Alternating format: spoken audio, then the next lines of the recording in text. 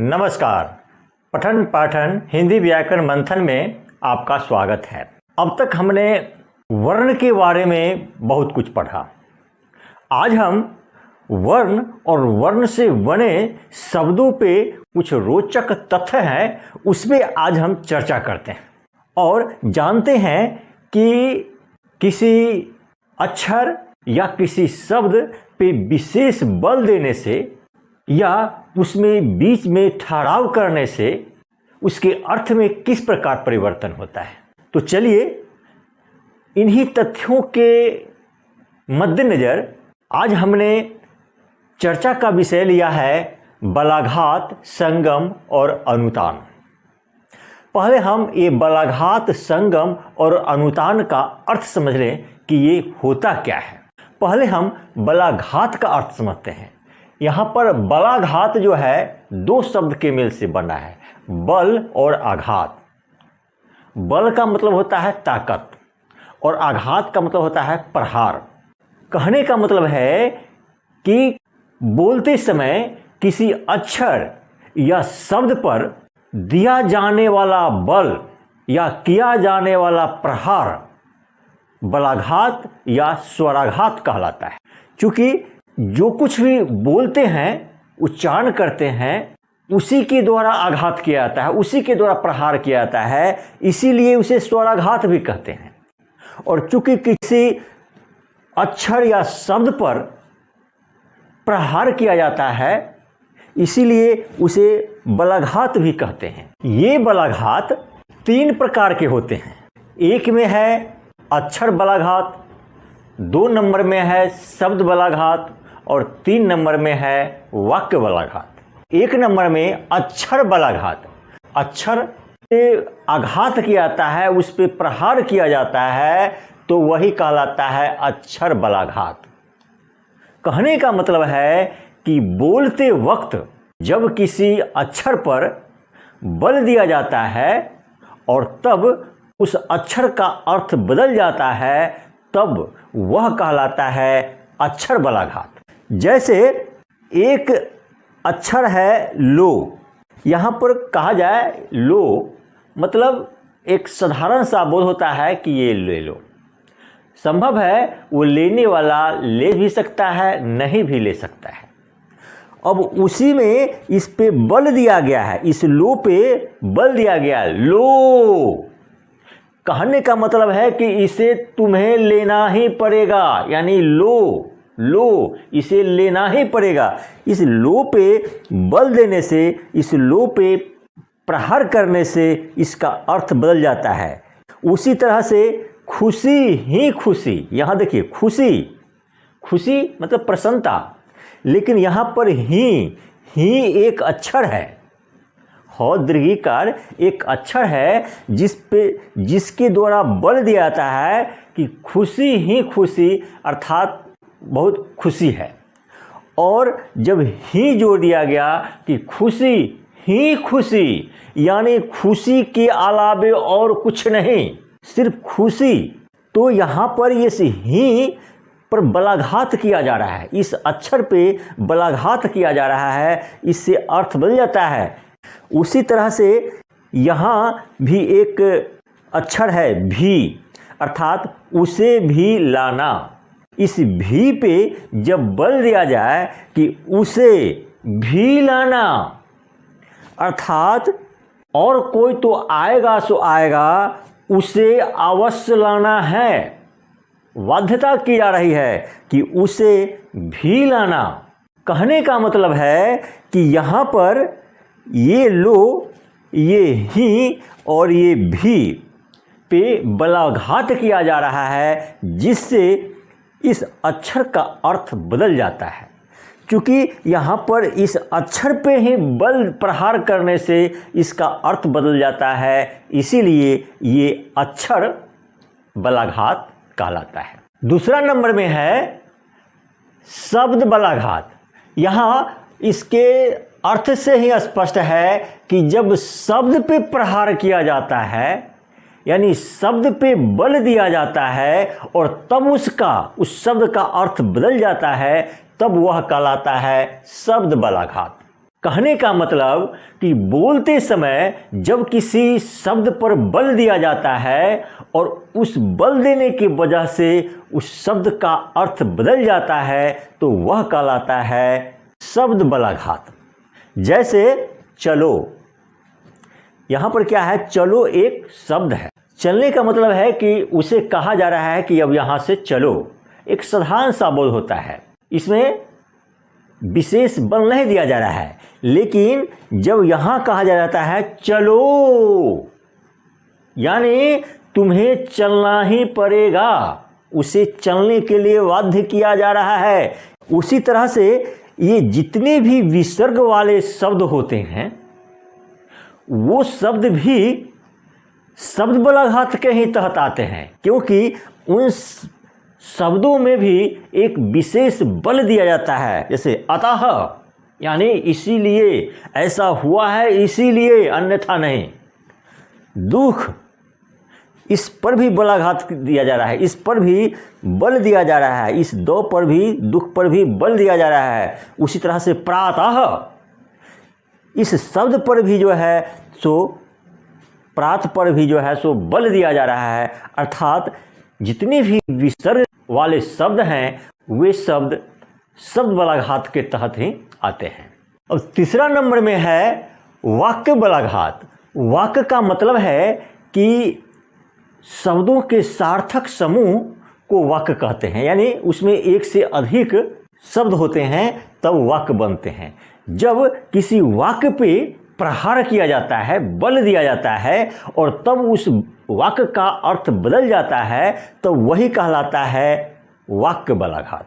कहने का मतलब कि बोलते समय जब किसी वाक्य पर बल दिया जाता है और उस वाक्य का अर्थ जब बदल जाता है तो वह कहलाता है वाक्य बलाघात। जैसे इस वाक्य से ही स्पष्ट हो जाएगा, उसने तुझे गाली दी। ये साधारण सा बोध हो रहा है कि उसने तुझे यानी तुझको गाली दी है।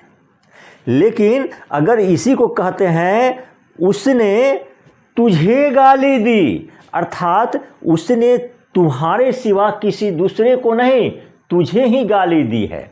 और अगर इसी को हम दूसरे लहजे में कहें कि उसने तुझे गाली दी, यानी उसी ने, किसी अन्य ने नहीं, उसी ने तुझे गाली दी।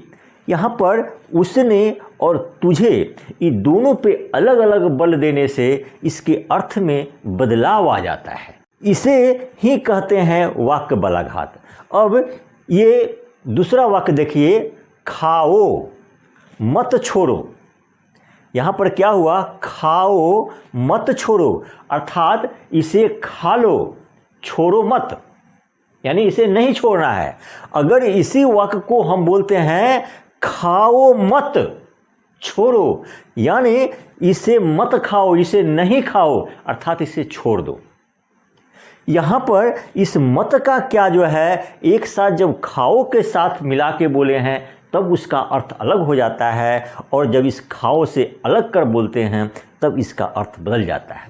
यानी इस वाक्य में भी हम जब बल देते हैं तो बल देने के अनुसार ही इस वाक्य का अर्थ बदल जाता है, इसीलिए इसे वाक्य बलाघात कहते हैं। तो ये रहा हमारे बलाघात संबंधी कुछ रोचक तथ्य। हमारे YouTube चैनल पठन पाठन हिंदी व्याकरण मंथन को लाइक करें, सब्सक्राइब करें एवं शेयर करें तथा नए वीडियोज के लिए बेल आइकन स्पर्श करें। अब हम संगम के बारे में जानते हैं। संगम का मतलब होता है मिलान या ठहराव। जब कोई कहीं से आकर के एक जगह मिलता है तो वहाँ पर कुछ समय के लिए ठहराव होता है। उसी ठहराव या मिलाव को ही संगम कहते हैं। ऐसे दो नदियों का जो मिलन होता है उसे भी संगम कहते हैं। तो जब दो नदियाँ आपस में मिलती हैं तो वहाँ पर नदी कुछ समय के लिए ठहर जाती है। वैसे ही शब्द भी जब हम बोलते हैं तो उसमें कहीं न कहीं कुछ ठहराव होता है, कुछ समय के लिए विराम होता है। उसी विराम को हम संगम कहते हैं। हिंदी में, हिंदी व्याकरण में, अर्थात यूँ कहें कि भाषा में जब हम कुछ बोलते हैं तो बोलते वक्त जब कहीं कुछ समय के लिए ठहराव करते हैं या विराम करते हैं तो उसे ही हम संगम कहते हैं। कहने का मतलब ये हुआ कि शब्द या वाक्य के उच्चारण के क्रम में अल्प समय के लिए या बहुत कम समय के लिए मौन या ठहराव की अवस्था को संगम कहते हैं। यह संगम दो प्रकार के होते हैं, एक है शब्द संगम और दूसरा है वाक्य संगम।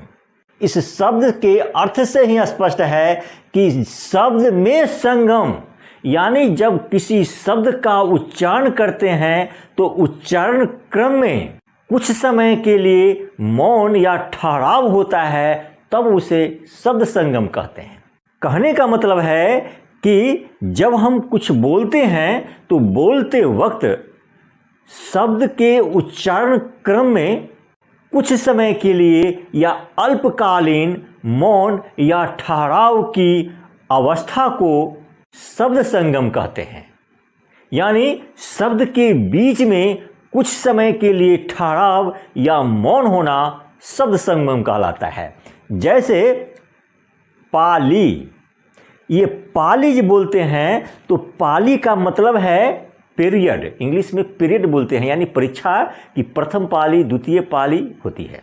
तो जब हम इस दोनों को एक साथ करके बोलते हैं पाली, अर्थात बीच में जब हम संगम, बीच में जब ठहराव नहीं करते हैं, सीधे बोल देते हैं पाली, तो इसका अर्थ ये होता है कि परीक्षा की पाली अर्थात उसकी अवधि। और जब इसी के बीच में जब हम ठहराव कर देते हैं पाली, अर्थात पा के बाद ठहराव लेकर के जब ली बोलते हैं तो इसका मतलब होता है कि पाली, यानी मैंने रोटी पाली या मैंने अंगूठी पाली, कुछ भी हो सकता है। यानी यहाँ पर कुछ पाने का बोध होता है। यहाँ के दोनों में देखिए कितना बड़ा फर्क हो जाता है। बीच में सिर्फ संगम, कुछ समय के लिए ठहराव करने मात्र से इसके अर्थ में बहुत बड़ा परिवर्तन हो जाता है। पाली यानी कुछ पा लिया, और ये पाली का मतलब है पीरियड, अवधि। उसी तरह से दूसरा शब्द है दवाखाना। ये दवाखाना का मतलब है कि जहाँ दवाइयाँ रहती है, जहाँ दवाई रखी जाती है, वह कहलाता है दवाखाना, यानी दवाइयों का भंडार या दवा दुकान। और ये दवाखाना जब बीच में हम संगम करते हैं, यानी बीच में जब कुछ समय के लिए ठहराव कर देते हैं, तो इसका मतलब होता है दवा खाना, यानी दवा यानी दवाई खाना, यानी दवाई लेना। देख लीजिए यहाँ पर जब हम ठहराव नहीं किए हैं, इस शब्द में जब बीच में ठहराव नहीं किए तो इसका अर्थ क्या हो गया, और जब बीच में ठहराव किए हैं तो इसका अर्थ क्या हो गया। दोनों में बहुत बड़ा फर्क हो जाता है। ये दूसरा है वाक्य संगम, या इस वाक्य से ही, इस शब्द से ही अर्थ स्पष्ट है कि वाक्य अर्थात शब्द का सार्थक समूह, वे वाक्य। और वाक्य में जब ठहराव किया जाता है, कुछ समय के लिए मौन हुआ जाता है, तब उसे कहते हैं वाक्य संगम। कहने का मतलब है कि वाक्य के उच्चारण क्रम में अल्पकालीन मौन या ठहराव की अवस्था को वाक्य संगम कहते हैं। जैसे इस अर्थ से ही स्पष्ट देख लीजिए इसमें किस तरह हम ठहराव करते हैं और क्या अर्थ हो जाता है। गाड़ी खाली है, यानी गाड़ी में कुछ नहीं है। अब उसी वाक्य को हम बोल रहे हैं गाड़ी खाली है, यानी बीच में हम संगम करते हैं, कुछ समय के लिए ठहराव करते हैं, तो इसका अर्थ हो जाता है कि किसी ने गाड़ी खाली है, यानी गाड़ी खाने का बोध होता है यहाँ पर। अब ये है अनुतान, और अनु का मतलब है पीछे, और तान का मतलब है सुर लहरी में उतार चढ़ाव, अर्थात बोलते समय उच्चारित ध्वनि की स्वर लहरियाँ में जो उतार चढ़ाव होता है उसी को हम अनुतान कहते हैं। यह भी दो प्रकार के होते हैं, एक शब्द अनुतान और दूसरा वाक्य अनुतान। यहाँ पर शब्द अनुतान का मतलब है शब्द में उतार चढ़ाव, अर्थात जब हम किसी शब्द का उच्चारण करते हैं तो उसके उच्चारित ध्वनि में जो उतार चढ़ाव होता है उसी को ही शब्द अनुतान कहते हैं। जैसे ठीक, इसका मतलब सामान्य भाव है कि ठीक। ठीक, यहाँ पर आश्चर्य हो रहा है। ठीक यानी उससे विरोधाभास हो रहा है, उससे प्रश्न किया जा रहा है कि ठीक यानी ठीक नहीं है। तो देख लीजिए यहाँ पर एक ठीक को बोलने के क्रम में जो अनुतान है, अर्थात बोलने में जो उतार चढ़ाव है, उसी के वजह से इसके अर्थ में बहुत बड़ा परिवर्तन आ गया है। दूसरा है वाक्य अनुतान। इस वाक्य अनुतान का अर्थ इस वाक्य से ही स्पष्ट होता है। वाक्य अर्थात वाक्य के उच्चारण में जब उतार चढ़ाव किया जाता है तो उसे वाक्य अनुतान कहते हैं। इस अनुतान में वाक्य का उतार चढ़ाव होता है। कहने का मतलब ये हुआ कि बोलते समय वाक्य के बोलने में जो उतार चढ़ाव होता है उसी को हम वाक्य अनुतान कहते हैं। जैसे इस वाक्य से ही आपको स्पष्ट हो जाएगा, जैसे खा रहा है, यानी साधारण सा बोध हो रहा है कि कोई व्यक्ति खा रहा है, चाहे मोहन, सोहन, हरि, कोई भी खा रहा है। और यहाँ पर जो है खा रहा है यानी वह आश्चर्य कर रहा है कि वह खा तो नहीं सकता, उसका खाने का समय तो नहीं है, फिर वह खा रहा है। यहाँ पर आश्चर्य का बोध होता है, यानी इसका अर्थ मिल जाता है। यानी वह कहता है कि वह खा नहीं सकता है, वो उसका खाने का समय नहीं है, वह नहीं खा सकता है। और ये तीसरा है खा रहा है, यानी प्रश्न पूछ रहा है कि वह खा रहा है या नहीं खा रहा है, सो बतलाओ। अब मैं इससे संबंधित कुछ प्रश्नावली दे रहा हूं, आप इन प्रश्नों के उत्तर देंगे। पहला प्रश्न है बलाघात किसे कहते हैं, उसके भेदों की सुधारण परिभाषा लिखें। दूसरा प्रश्न है संगम किसे कहते हैं, सुधारण उसके भेदों का वर्णन करें। और तीसरा प्रश्न है अनुतान किसे कहते हैं, सुधारण वर्णन करें। अब मैं चर्चा संख्या 62 के उत्तर दे रहा हूं। दूसरे प्रश्न का उत्तर है निश्चल, तीसरे प्रश्न का उत्तर है खष्टी, चौथे प्रश्न का उत्तर है साग, पांचवें प्रश्न का उत्तर है परिया, छठे प्रश्न का उत्तर है प्रवीण और सातवें प्रश्न का उत्तर है गंगाधर। आपको ये वीडियो अच्छा लगा और हमारे YouTube चैनल पे पहली बार हैं तो हमारे पठन पाठन हिंदी व्याकरण मंथन YouTube चैनल को सब्सक्राइब करें और बेल आइकन की घंटी बजाकर दोस्तों में शेयर करें, ताकि इस तरह के आने वाले वीडियो का नोटिफिकेशन सबसे पहले आप तक पहुंचे और आप उससे अधिकाधिक लाभान्वित हो सके। धन्यवाद।